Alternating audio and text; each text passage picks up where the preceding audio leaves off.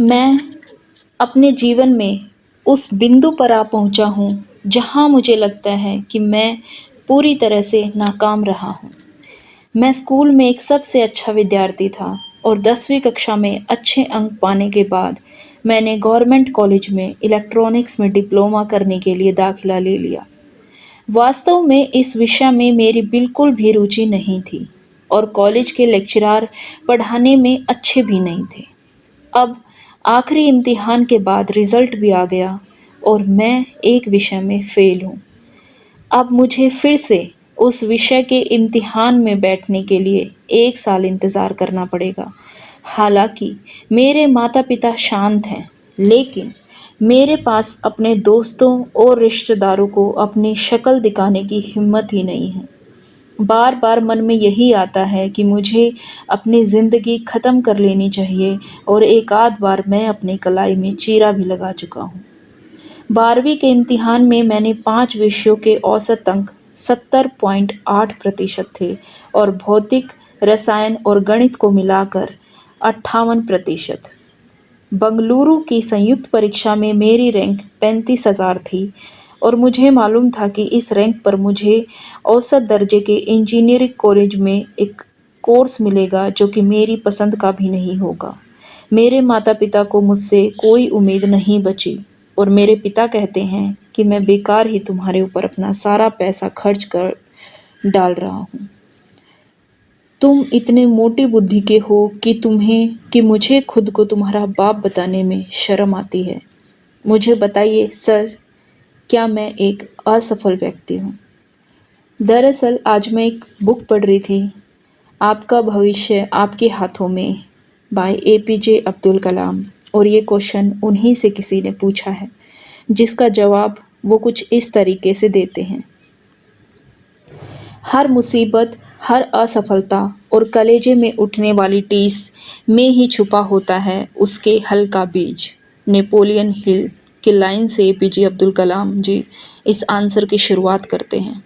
वो कहते हैं, दोस्त, असफलता के बिना सफलता का कोई वजूद नहीं। सफलता मंजिल है, असफलता बीच-बीच में आने वाला अवरोध।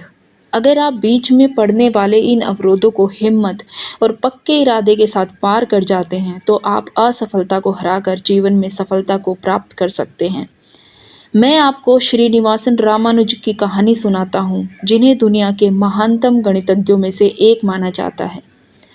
वो आगे कहते हैं कि सिर्फ 32 साल की ज़िंदगी में, और वह भी बहुत कम औपचारिक शिक्षा के बावजूद, उन्होंने mathematics analysis, number theory, infinite series और कंटिन्यूड फ्रैक्शंस के क्षेत्र में अभूतपूर्व योगदान दिया और 400 मौलिक प्रमेय पीछे छोड़ गए। 1887 में तमिलनाडु के इरोड में जन्मे रामानुज में बचपन से ही गणित की नैसर्गिक प्रतिभा दिखाई देने वाली थी। 12 साल की उम्र में तो रामानुज ने अपने खुद के प्रमेय गढ़ लिए थे। उन दिनों गणित की दुनिया में दिग्गज उनकी पहुंच से दूर यूरोप में केंद्रित थे। इसलिए भारत में रहकर काम करते हुए उन्होंने गणित में शोध की अपनी अलग ही धारा विकसित कर ली। 17 साल के होते-होते रामानुज बर्नौली संख्याओं और इलियोर मस्केरनी स्थिरांक पर शोध कार्य कर चुके थे।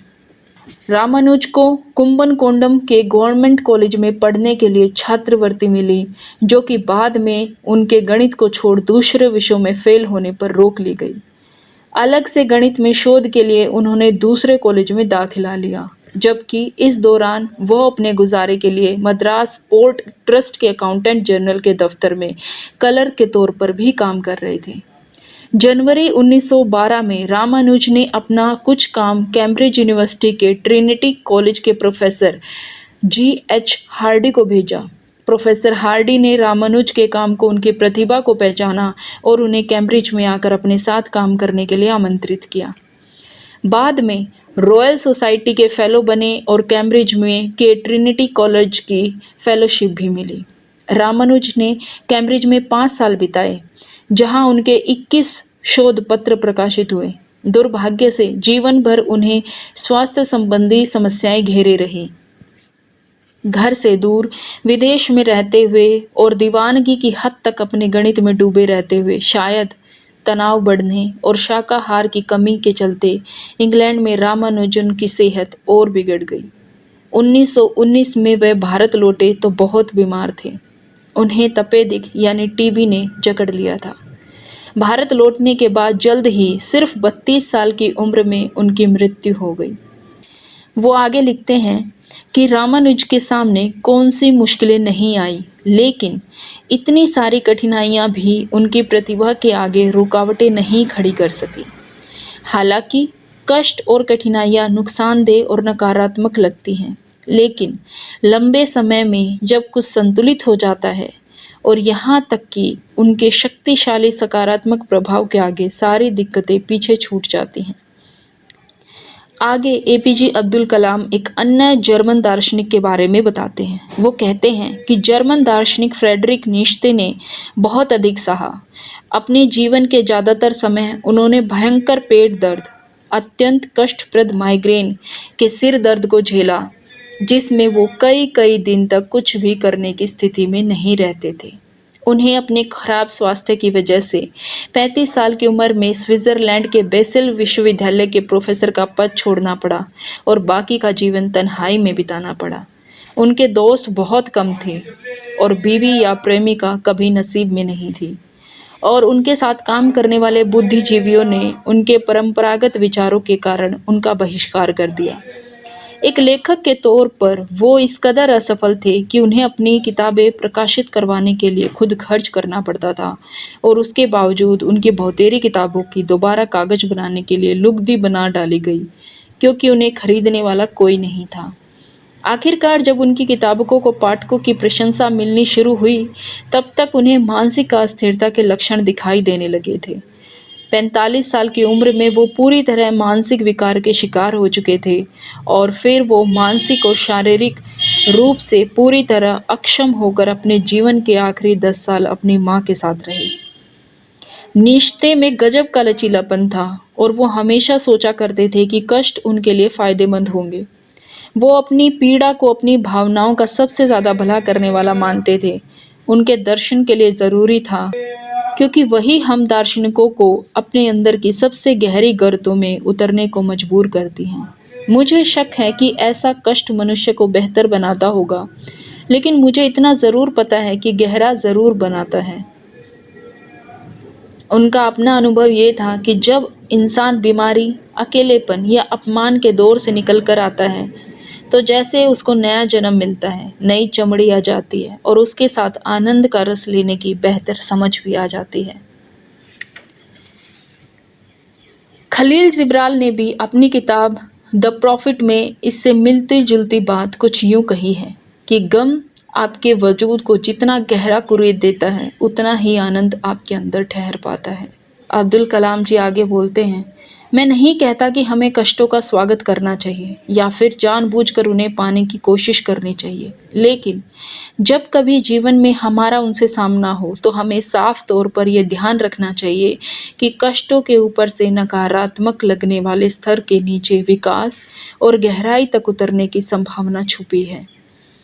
हम में से कोई भी नाकाम नहीं हो सकता अगर हमारा अस्तित्व कोई चमत्कार नहीं है, या यह कि हम जिंदा हैं, हमारी सेहत ठीक है, सोच समझ सकते हैं और जहाँ चाहे जा सकते हैं और कितना कुछ भी कर सकते हैं। स्टीव टेलर्स की पुस्तक out of the darkness from turmoil to transformation में जिंदगी की बेहद खराब परिस्थितियों में ज्ञान का उजाला फैलाने की ताज्जुब में डाल देने वाली कहानियां हैं। उन्हें पढ़कर ये समझने में मदद मिलती है कि ज़िंदगी हमारे सामने जो कभी कभी बेहद बुरा लाकर रख देती है, उनमें से भी हम कुछ अच्छा बनने का मन बना सकते हैं, जिससे हमारे डर कम हो जाते हैं। ज़िंदगी खुशियों की बाहों में भर लेने के लिए बेचैन हो जाती है, इसलिए कभी खुद को असफल मत मानो। ऐसा क्यों होता है कि कुछ लोग कठिनाइयों के दौर से गुजरने के बाद हिम्मत वाले और समझदार हो जाते हैं और हर बात के लिए खुद को धन्य मानने लगते हैं, जबकि कुछ अवसाद और कड़वाहट में डूब जाते हैं और निराशा को अपना लेते हैं। मैं सिर्फ इतना कह सकता हूँ कि मनोविज्ञान उथल-पुथल आध्यात्मिक रूपांतरण की किमियागिरी के लिए उत्प्रेरक की तरह काम करती है, और कष्टों की मूल धातु को सुख और मुक्ति के खरे सोने में बदलने का काम करती है।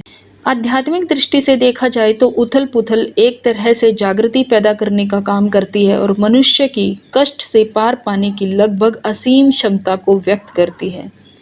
जब तक हमारे पास नकारात्मक परिस्थितियों का सामना करने और उन्हें स्वीकार करने का साहस है, तब तक हमें किसी बात से डरने की ज़रूरत नहीं है। लेकिन उससे बढ़कर इससे ये पता चलता है कि मनुष्य के लिए आध्यात्मिक जागृति कितनी स्वाभाविक है और हम सब इससे कितने गहरे जुड़े हैं।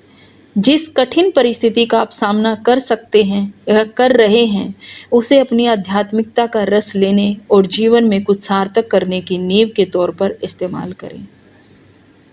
तो आज की कहानी के लिए सिर्फ इतना ही। हम मिलते हैं अगली वीडियो में एक अगले क्वेश्चन के साथ और उसके हल के बारे में जानेंगे।